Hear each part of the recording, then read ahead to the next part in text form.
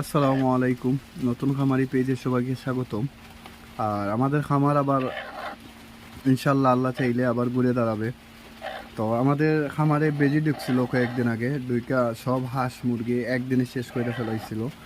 তো এখন আমরা আবার আমাদের দেশি মুরগ থেকে বাচ্চা পাইছি প্রায় 14টার মতো। তারপর মুরগের নিচে আরও 2টা ডিম আছে, কালকে মনে হয় বাইর হবে বাচ্চা। আর এদিকে আমাদের হাঁস আছে 5টা, দেখা যাক কি হয়। আর মেশিনের মধ্যে এই ডিমগুলোই আছে।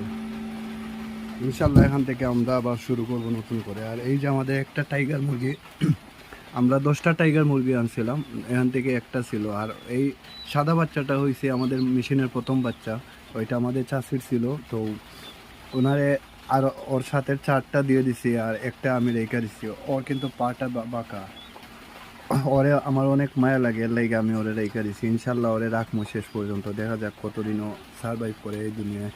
তো দোয়া করবেন সবাই আমার খামারের জন্য। আর কোয়েল পাখির হাসাটা এইদিকে এখনও কমপ্লিট করতে পারি না, এই রমজান মাস থেকে একা একা কাজ করতেছি। মোটামুটি 2টা তাক আমি কমপ্লিট করছি, আর একটা রয়েছে।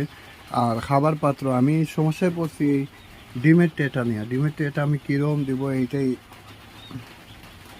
মানে এখনও আমার চিন্তা করা লাগতেছে। তো দেখা যাক, আস্তে আস্তে আপডেট দিব ইনশাল্লাহ।